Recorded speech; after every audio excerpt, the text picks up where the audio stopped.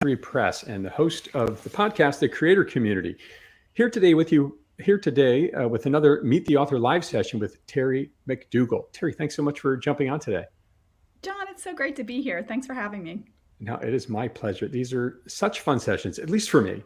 And I think it's a really exciting day to have you back because for those who might not know, this is a special edition. Terry is an alumni author with New Degree Press. She published her book a couple of years ago. So it's fun to check back in and see what authors have been up to since they published their book, how it's changed their lives, how it's changed their careers. And in Terry's case, we also have a special podcast that premiered this very morning on the Creator Community, which is available on YouTube, Spotify, Apple, wherever you get your podcasts. But YouTube, of course, has the video version. And really just want to check in with Terry and see what she's been up to. And so let's do that, Terry. It's been a little while now. What have you been up to since your book came out? Well, oh my gosh, the book has opened up so many doors for me. I can remember when I was writing it feeling nervous that, okay, this stuff has meaning for me, but are other people going to care? And, all of those scary inner dialogues that you have as a writer that, okay, is it going to suck? I put a lot of time into it. But, my fears have been allayed by writing it, and it's just so incredibly fulfilling when people will reach out and say, "Oh, I read this chapter, and I just felt like you were speaking directly to me." That's It cool. just feels great, but it's opened lots of doors for me, and it's been a great calling card for my business. So I'm really really happy that I did it. That is really cool. And, not just a great calling card for you, but, this program has attracted a lot of attention.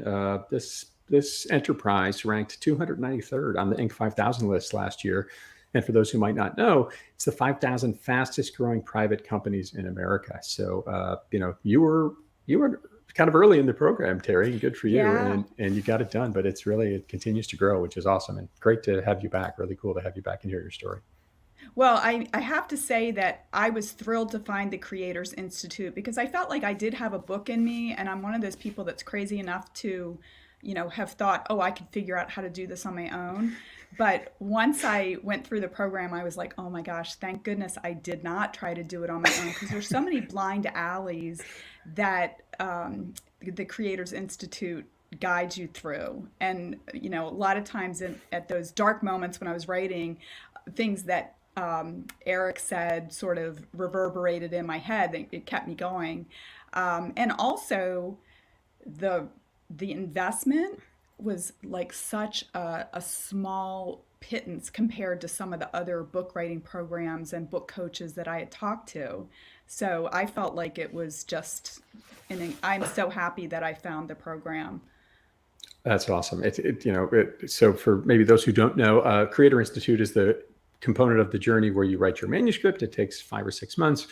And then the publishing side, which is really refining and fine tuning that book down to, taking a finished manuscript and turning into a great book. That's the publishing process and refining, which is the publishing side of the house. So the journey took about a year. The costs have gone up a little bit since you went through it, but still feasible. And of course, Well, still, I mean, even at 2 or 3 times the cost of what I paid, it would still be an incredible bargain. right. And what people don't know is a lot of what goes on with this program is coaching you on how to create packages, perks, things like this to help create essentially an aggressive pre-sale campaign to fund most, if not all, of those costs, Yeah, which has been awesome. but one thing about that is that I was nervous about running the pre-sale campaign. I just thought, oh my gosh, what if nobody buys the book? But I was so pleasantly surprised at how much support I had from friends, family, acquaintances, clients. I mean, it just was really great, and it's smart too because I think people like to come along on the ride. I love I love to use the word journey, right? Hmm. You're going through this creative journey, and I think there's an interesting analogy that I like to use a lot, which is it's almost like you're going through and giving someone a seat behind the director's chair at a movie set, Yes, right? exactly. Exactly. I think a lot of people, maybe in some ways live vicariously through authors, right? Like, oh, what's it like, and people were excited, I think, to come along on the journey with me, and it took a little bit of courage for me to put it out there, but once I did, it, paid me back in uh, so many different ways. I mean, not only helped me fund the publishing of the book, but just a lot of encouragement for, my story and what I'm trying to do as a coach as well. Well, you've got a super important story to tell, right? Winning the game of work, career Yeah. happiness, and success on your own terms. Pretty bold statement there. But, when I think about that, here we sit in this moment where people are, thousands upon thousands of people are rethinking their jobs through this Yeah. COVID time to reflect, the great resignation, this whole thing. Like you figured out a way to navigate this whole thing before it was even fashionable and made a big change, right? And one of the key points you talk about in your book that I found fascinating that we talk about in the podcast as well, which released this morning, uh, you talk about these three things you can do at work to help Hmm. people really set the stage. And what I like about it is they're so practical and we can all kind Yeah. of help think about it. You want to talk about that for a minute? Yeah. Yeah. It's funny because a lot of people say, like, the game of work, what are you talking about? Like, this is serious, right? But I think a lot of people just think about work like, okay, I show up there, 9 to 5, and I pick up my paycheck every 2 weeks. But the reality is, if you want to quote unquote win at work, you have to really start to develop a strategy and think about how do you add value at work. And when you boil it down to the basics, there's really only three ways to add value at work. You are either helping the company make money, save money, or reduce risk, right? So you're helping them be more profitable. And when you can take a look at what you do in your job and tie it to one of these three areas of value, it can really help you be recognized for how you're adding value. It may help you think differently about what you do as well, and maybe even prioritize some of the things you do. So it's just a different framework to use to think about what you're doing at work every day. Right. Our jobs, right? Think about athletes. I mean, how many coaches does a professional sports team have, right? I mean, a Hmm. dozen? I don't know, right? There's a quarterback's coach. I'm Yeah, thinking of football, right? A sure. strength coach, all these different coaches. And why are they there? Because they're trying to help the players get better each and every week to go out and perform better. And I Right. don't think careers are any different, right? Yeah, exactly. And I mean, even to take that analogy a little bit further, somebody can be, really fast or agile or strong or whatever, but if they're not helping the team to score, it really is not that valuable to the team, really. You have to be able to apply the skills to the overall objectives of the organization. And I think that for a lot of people, that's kind of missing. And there can be a lot of frustration around, like, hey, I'm coming in and I'm working hard every day at work, but they may not be working on the right things. Or if they are, maybe they're not, providing um, like a insight to their bosses and other people of influence within the organization so that they see the value that the person is bringing to the organization. Such an important part of it. And I think this ties into another key point, which you provided so many in the full podcast, which is available on YouTube, Apple, and Spotify today. Uh, but you talked in there a little bit about de-risking a promotion. Sometimes we see, oh, this person Hmm. down the hall got promoted and I didn't. Yeah. Well, what, and I don't know why. What happened there? So can you talk a little bit about how we can de-risk promotions? Yeah. I mean, I really think that in order to, well, first of all, hiring and promoting people is risky, right? Because there's a lot of investment that is made as people move up into the organization. And if you, say go from an individual contributor to being a manager or manager to director, you're being given access to more resources. And the expectation is that you're going to leverage those resources to create more value. And sometimes it can be a big leap from one level to the next. And so I think that it makes sense to look for opportunities to overperform in your current role so that you can demonstrate that you are ready for that next level. So that, say, if the boss is looking and saying, well, who among the team is ready for that next level promotion? Well, somebody who is doing their job and then has volunteered for special projects, or who is bringing innovative ideas to the boss. That's demonstrating that they're ready for that next level, because maybe they're already halfway doing that next level. So the leap isn't as far. I love that. And, a great mentor said to me very early on in my Wall Street career, and I know you spent many, many years in Wall Street financial services as well. He said, don't dress for the job you have, dress for the job you Right. want.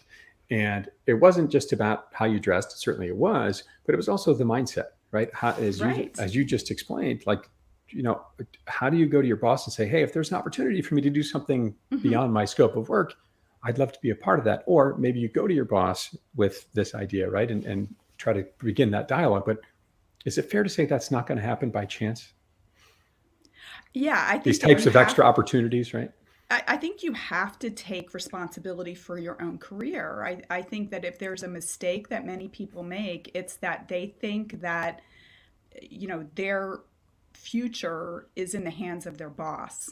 And, the funny thing is that, like, you can have a boss and maybe one day they're there and the next day they're gone, right? And if you have been investing in that person or expecting that that person is going to be the person that promotes you and they're gone, and then where does that leave you?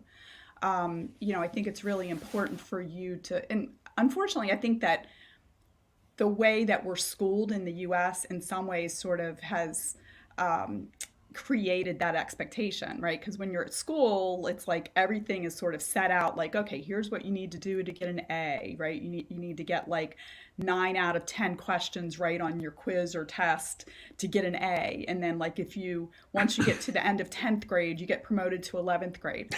That's not how Promoted. it works in the workplace, right? You really need to be constantly looking for the opportunities. And so often I see people, when they want to get ahead, their idea is they're going to double down, right? Like kind of like when we're in high school and we're like, oh, I'm going to study harder for my chemistry test.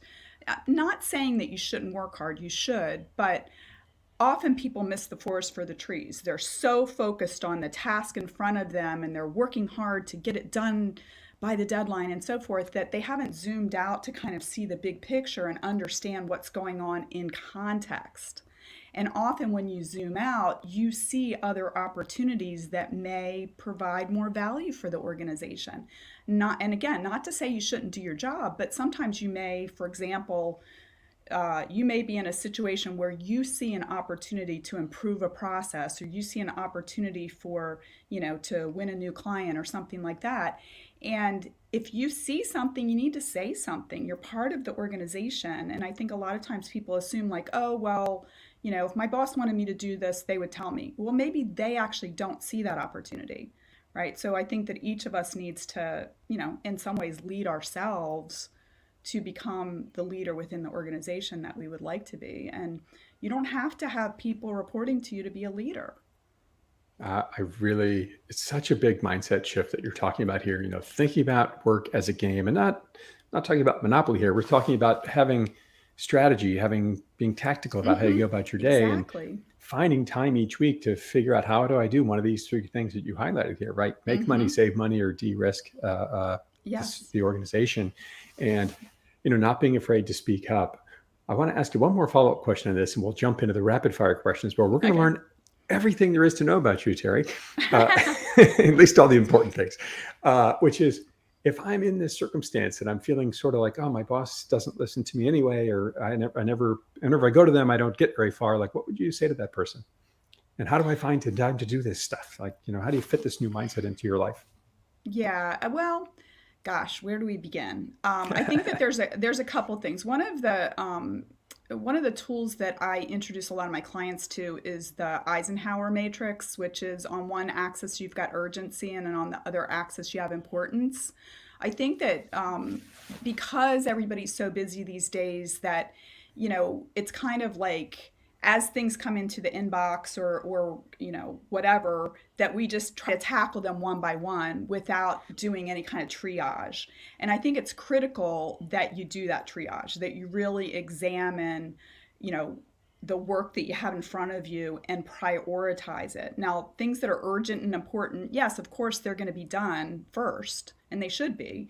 But things that are urgent and not important often are what follow. That's usually the second thing that happens. And then what tends to happen is the things that are important and not urgent don't get done until they're boiling over. until they become an emergency. And so that causes people to be on this sort of, hamster wheel that just keeps going faster and faster. And at some point, the bottom line is today in the workplace, you could work 24/7, 365. And you've got to recognize that you only have so much time and energy, and to invest it into the things where you're going to get the biggest return on investment. And then maybe start thinking about, okay, those things that are urgent and not important, how can I delegate that? Or how can I build a system, or provide other people tools so that they can do those things instead of me doing them.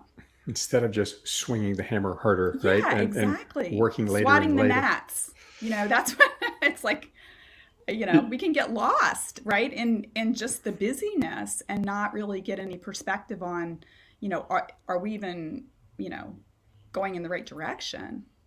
You make me, when you're sharing that thought about the hamster wheel, I was picturing that scene in Lucille Ball when she's at the chocolate factory and the chocolates are coming. She can't give the box fast enough. She starts shoving them in her face. Right. But how often does that happen? And, Eric Custer has this speaker series he does for the authors. And a few months ago, he had Noah Kagan on, who was one of the early people into Facebook and helped launch Mint. Mm-hmm. And this kind of question around him, everyone's super busy. How do you get stuff done? And he had a great response. He said, if you have your goals laid out and you're keeping track of them and are measuring them, and you tell me you can't get them done, he said, go check your calendar. What is it you're filling your time with? And back to this prioritization thing you talked about. So I love that. One thing I should just mention to folks is Terry, after working many years as a marketing executive in financial services at a big bank, launched an executive coaching and leadership consulting organization. And Terry B. McDougall Consulting. Did I get it right? Coaching. Coaching. So just wanted to share that with you. And as I said, her podcast, New Degree Press to Creator Community, premiered this morning. So it's out there on YouTube, Apple, Spotify, wherever you consume your podcast. So Terry, can we jump into the rapid fire questions here? Are we ready? Yes. Yeah. Mm-hmm. I think there's an important one always to start with, which is, what is your favorite sandwich? Being a Midwesterner, Oh my gosh. Is there a particular one? I knew this was coming, and I am the worst at what's your favorite, because my favorite is variety. But if I had to narrow it down to one, it was actually kind of between peanut butter and jelly and a BLT. And I think a BLT is it, with nice crisp bacon, garden grown tomatoes on toast with a good amount of mayonnaise. Wow. Salty, the mayonnaise. Yes. There's a sign in my kitchen above the stove that says, I love you more than bacon. So I'm with you on that one. Favorite color, Terry, what do we have there? Red's my favorite color. Love it. Favorite or most memorable vacation spot you've been on? That would have to be Maui. Such a great island. Island. How about the scariest animal? What makes you jump? Oh my gosh. Wow. There's so many scary ones. I think it would be an alligator. I just think that those are, because they do that death roll, and I think that, they typically are in places that, you want to go. They're nice and it's warm and all of that, but you could be laying on the beach and or golfing or something, some alligator could come get you. Sounds horrible. I lived in Florida for 12 years and played golf a lot. And I'll never forget walking up. I hit a ball in a lake. I went up to go kind of dig it out I kind of dribbled in. I was trying to dig it out. And I was angry with it. So I wasn't paying attention. And all of a sudden I hear, and I look up and there's this 10-foot gator staring at me. I mean, he was 5 feet away. And I'm pretty sure he did that to intimidate me. And I'm quite sure it worked. It was, I love that one. Apples or bananas? Terry, better fruit? I think apples. You got it right. Favorite movie? Oh, okay. This is another one that is tough because there's a lot of movies that I like, but I think the one that comes out on top is Ferris Bueller's Day Off. Oh, I just love that movie. It's just fun. And then, funny enough, I've loved that movie since it came out, and I moved to Highland Park, which is, I could walk to Cameron's house where, the classic cars in that glass garage. I mean, that's very close to me. So I don't know, maybe that just kind of drew me here subconsciously or something. Highland Park, for those may not know, is a lovely suburb of Chicago, the Windy City. Favorite smell? The head of a young baby. Oh, I've got 3 kids, and that smell of like a nice clean baby out of the bath is just like the best ever. I love that. I had a friend once when one of my kids was born. He called it like that fresh baby smell, kind of like that new car smell. It's the best. That Yeah. is great. Last photo on your phone. Oh my gosh. Let's see.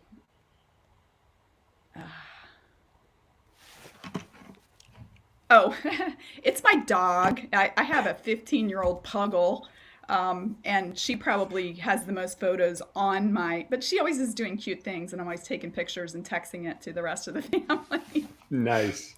Uh, Side note for me, that was one of the authors that just published, Allison Hernandez, was on the Tamron Hall show yesterday. And so I took some Oh, screenshots wow. of that. It was pretty cool to Oh, go out. yeah. That's really cool. It was pretty neat promoting her book. That was pretty cool. Favorite song? She also sang on the program. What is your favorite song to sing with or without an audience, Terry? Probably something from Motown. I love the Detroit. Supremes. I mean, weirdly enough, I think whenever I was a kid, my parents had, like an album collection, and they had a lot of Supremes. And when I was in middle school, I used to go to sleep every night listening to a Supremes album. And so I like, know all of the words to all of the Supreme songs. So if it's on in the radio, I'm going to be singing, "Stop in the Name of Love" at the top of my lungs. Nice. I think for me that would be the Police and maybe Synchronicity. Oh Just yeah. Oh, that's awesome. Yeah. such a great album. What do you think if you were a coach and helping all these leaders out? What do you think you'd be doing? Well, I'd probably still be doing marketing. I mean, I still love marketing. I mean, and of course, I do it for my own business. And I have my own podcast called Marketing Mambo, where I'm always talking with other marketers. So I'd That's probably awesome. still be doing that. And what if you were going to? One of my favorite nuggets about you is the comedy club you did some work at. What was the comedy club you did? You did your Well, research. when I left my corporate job, I kind of took a sabbatical initially before I decided to get the coaching certification, and I decided to do some fun things while I was gone, and I ended up doing 2 week intensive at Second City. So if Second City is a famous improv school and show theater, I guess you would say, and I'd say the vast majority of the people on Saturday Night Live have come from Second City. But I did that for 2 weeks, and in the morning, 3 hours a day, we were doing improv training, and in the afternoon, doing comedy skit writing. And what fun! It was just, I felt like I was a 6-year-old back out on the playground and in playing with, people who the ages ranged from college kids that were like theater majors to people. I was one of the oldest, but there were a couple people older than me, and people came from all over the world. I really didn't realize So it, but I cool. had people from like Singapore and Australia and England, and then of course across the U.S. who come to Chicago to go to this the intensive training, and it was just so much fun. I loved I it. I love that you even had the thought to go do that to help expand your mind. And then the book. I mean, it's such a great journey of learning that we talk all about in much greater detail on the podcast. So Yeah. definitely go check it out. Uh, Terry, what is one thing you should throw out? It's a lot more than just one, John. Where should we begin? Maybe that's a better way to frame it. Well, I've got a lot of clothes in my closet that, when I was working at the bank that I needed. And I'm still holding on to some. And quite frankly, I think with the COVID, the few quote unquote few pounds that came on during COVID, I think there are quite a few like banking outfits that I should probably get rid of. Might be time. Yeah, Most, definitely. I'm with you. For me, it's a stack of paper sitting over here. But what is your most audacious goal for 2022? Oh my gosh. What's my most audacious goal? I think my most audacious goal is to start a group coaching program.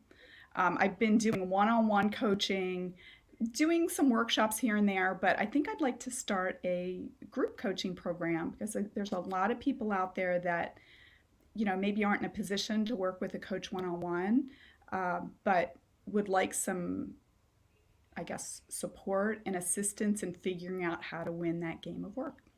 And certainly, if there's any proof point for that, is the community work and group workshops that this author program does. And Oh my gosh, yeah. I bet you would be amazing at group teaching, and I'm sure with your workshops you're doing already, and maybe even bringing in some stuff from Second City. That sounds like a great program. Uh, Favorite praise quote for your book out there? Oh, I've got my book right here, and I'm going to read the favorite praise quote. And the reason why, I'll tell you after I read it. If you're ready to stop being naive about what it really takes to succeed in a game where hard work and smarts are merely table stakes, then this is the book for you. In Winning the Game of Work, Terry McDougall coaches you how to win the point, game, set, and match. And that's from Dr. Lois Frankel, author of Nice Girls Don't Get the Corner Office and Nice Girls Don't Speak Up or Stand Out. And the reason why that is so meaningful to me is that I read her book, Nice Girls Don't Get the Corner Office, back in the early 2000s. And it was such a huge eye-opener for me in terms of, bottom line, how to play the game of work effectively. And so the fact that she was willing to give me that praise quote, and she read some chapters from the book in order to put that together, it just has a lot of meaning to me that she would support me in that way. And so you didn't know her before you started the book journey? No, I had connected with her on LinkedIn, and I had sent her a message at one point just to let her know that her book had meant a lot to me.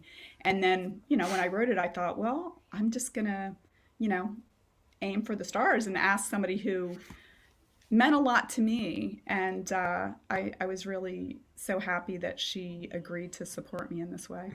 One of the things about the book journey that is so interesting is it really allows you to kind of go several rings outside of your network to really Yes. reach out to people and connect. And what a great example of Hmm. it. Uh, a couple of questions on the book, and we'll wind this thing out. But Terry McDougall, executive coach, leadership consultant, has a fantastic book out there, Winning the Game of Work, and her podcast went live today. The creator community on YouTube, Apple, Spotify, wherever you get your podcast. So as you went through the book journey, what was the most unique or bizarre moment for you as you wrote your book? Oh my gosh, what was the most unique or bizarre moment? Well, I mean, I think that maybe just discovering it in the first place, because I had blogged for 2 years, um, you know, from right when I left my job. For 2 years I blogged because I was just sort of at this crossroads where I was thinking about a lot of the lessons I had learned, and I wanted to share those, and I started with the blog. And then someone mentioned to me, do you know how many words you have? And I said, I have no idea. And he said, you probably have enough for a book. And so right around the same time, a friend of mine was going through the Creators Institute, and she let me know, and I said, oh, well, I put two and two together, and I was like, gosh, okay, maybe I have enough to start a book, and there's this program that I can go through that's going to guide me. And so I just felt like it was kind of kismet in a way, that these two things came together. And honestly, it seemed too good to be true in the beginning I felt the because same way, actually. yeah, because I actually had talked to book coaches before, and I was like, ooh, that's too rich for my blood. But this, I was like, okay, what do I have to lose? And I have just been thrilled with everything, and also just the how generous and genuine Eric is, how incredibly helpful Brian Bees is at New Degree Press.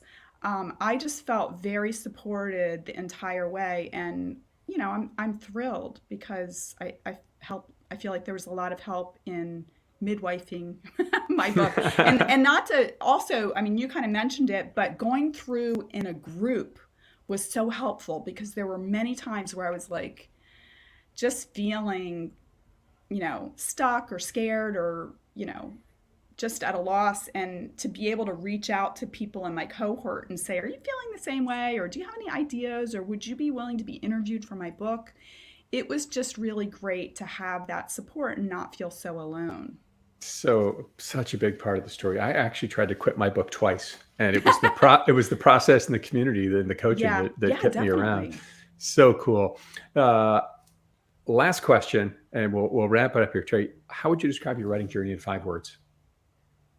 My writing theory. Your writing journey, your author Oh, my journey. writing Yeah, journey. yeah. Gosh, what? How would I describe that? Five Well, in 5 words. In 5 words. okay, like having another kid again. I like that. You actually tried to make a sentence. Most people just sort of throw out words: happy, sad, inspiring. I love it. Like having another kid. I've heard that analogy from many, Yeah. many women. I love your audacious goal for 2022 to get group coaching off the ground. No doubt you would be amazing at doing that. Your book is incredible. What a fantastic message for you to share with the world on how to win the game of work. So many times we feel lost and alone going through it because we don't maybe have that community in our careers. Yeah. And here's a great way for you to bring that coaching right into your lap with the book. Available anywhere you buy books online. If you want to hear more about Terry's stories, how to de-risk promotion, go much deeper on the 3 things we do at work, and so many other great stories, check out Terry's podcast episode. It went out today on YouTube, Apple, Spotify. Terry, great to see you. Thanks for sharing your time with us today. John, thanks for having me. It was so much fun talking to you.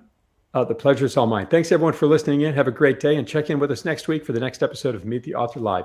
Terry McDougall. Check her out, terrybmcdougall.com or at terrybmcdougall.com on LinkedIn and several other social media sites out there. If you have another minute to stick around, Terry, please do. Thanks again, everybody. Have a great day.